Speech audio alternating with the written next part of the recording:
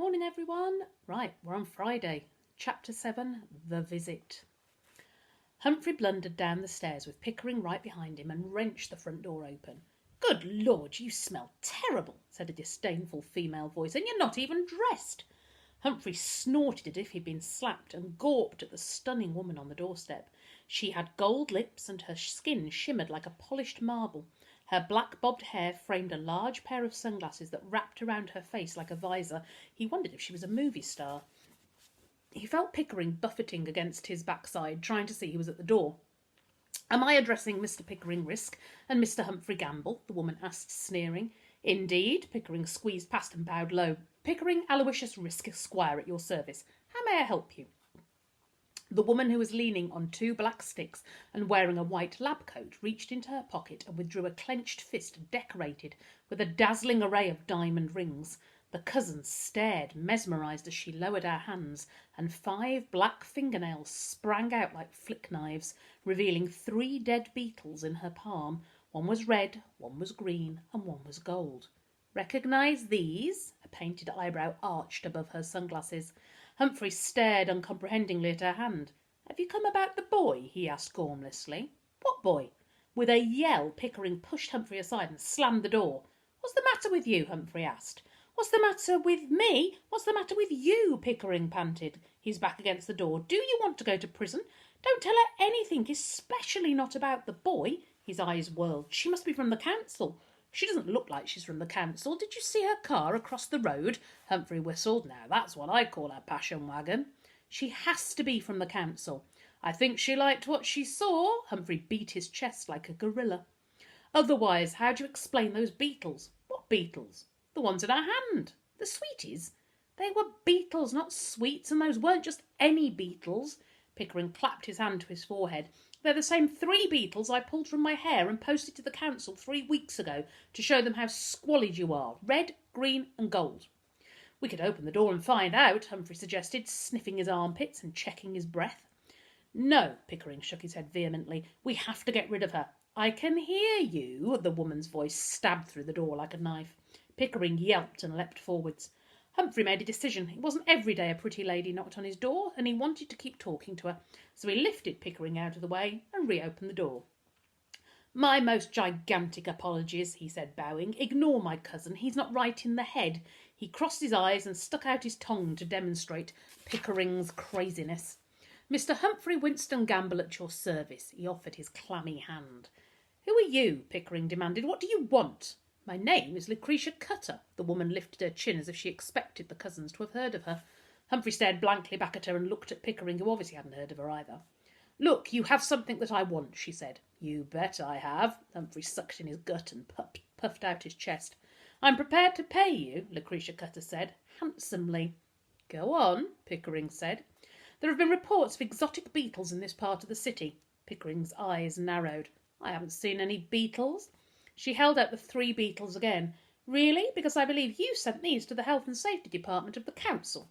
"There are no beetles here," Pickering insisted. "Mr. Risk, I'm not from the council. I'm a coleopterist." "What have feet got to do with anything?" Humphrey asked. "Not a chiropodist, a coleopterist," she hissed. "A collector and studier of beetles. I've been tracking a group of rare arthropods that escaped from my laboratory several years ago." She held up the lifeless bodies again. "These beetles have DNA that matches the missing ones. I believe I've finally found their habitat, and it's here." She leant forward hungrily. "Isn't it?" Humphrey nodded, grinning. "Do you want to see my bedroom?"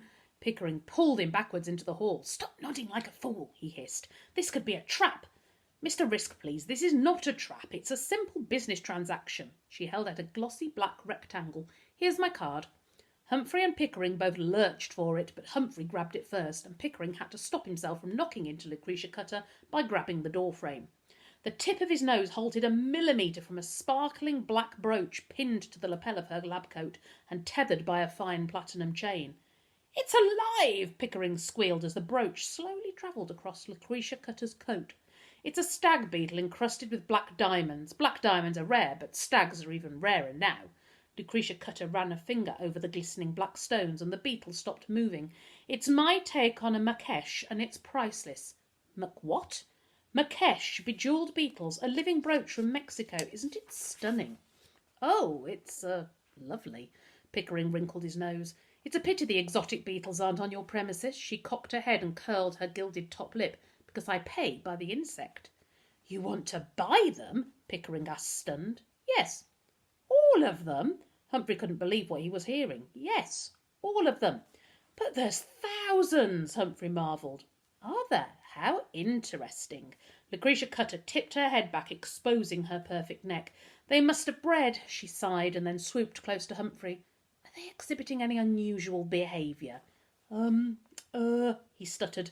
She thrust her sticks through the doorframe and swung herself forwards. Why don't you show me? No, Pickering shrieked, barring her path. There's nothing for you to see here.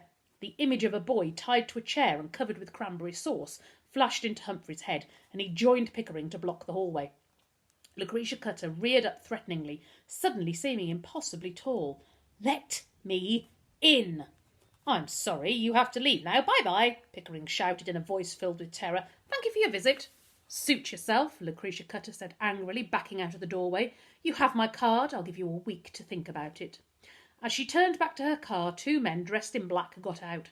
One crossed the road to provide an escort for Lucretia Cutter, and the other held the car door open. Pickering stared at them. They look like the two men I chased out of your room last week. Darker scrambled back through the forest of furniture as fast as he could. Baxter clung on tightly to his shoulder as he threw himself over the wall and pelted up the stairs to Uncle Max's living room, falling to his knees in front of the window. The car was still there. Darkers lifted the latch and slid the window open. He heard a subdued pop. The chauffeur he'd seen earlier at the museum was opening a rear car door. A doll-like girl stepped out wearing a sleeveless black dress with a stiffened hood that framed silver curls piled high on her head. The dress was pulled tightly in at the waist, the skirt exploding out like a parachute, hanging just above her knees. She was wearing white leather gloves, belt and ballet pumps, and a white triangular handbag swung from her elbow as she crossed the road to the newsagent's. As she walked, she held out her left arm like a teapot spout and swung her hips from side to side. Forgetting the window was wide open, Darker snorted with laughter, and the girl looked up.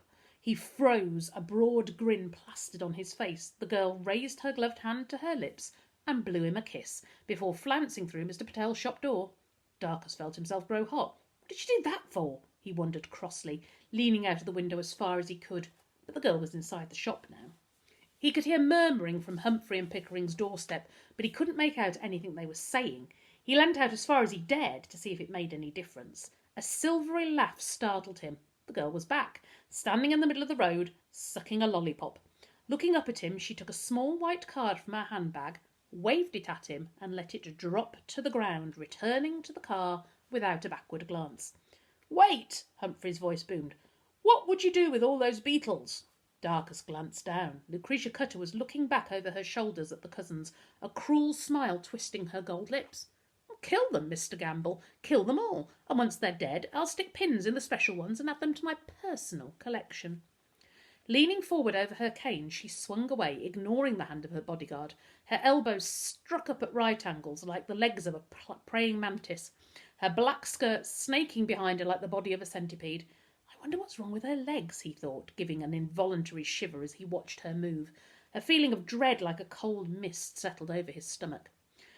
What do you think she's doing here, Baxter? Darkus looked over his shoulder. Baxter was on the coffee table, his elytra flickering. What are you doing? Are you hiding? He picked up Baxter, holding him to his chest and stroking his elytra. I won't let her hurt you. He stared down into the street. The room Dad had disappeared from had that woman's name above the door. Uncle Max had called her a villain, and now she was here for the beetles. Well, she couldn't have them. Darkus vowed silently that he would stop her and the men living next door from hurting the amazing insects. He was certain that was what Dad would do. Tomorrow at school he'd tell Virginia and Bertolt about the museum and the beetles and ask them to help him. The engine roared, and Darkus watched as Lucretia Cutter's vehicle crawled down the street like a mechanical scarab. Ooh, getting very strange now, isn't it, guys? Right. It's half term now then, so I hope you all have a really lovely week. Have a nice rest. Hopefully there'll be some sunshine so you can get out in the garden. And I will see you and Rowling after half term. Take care. Bye.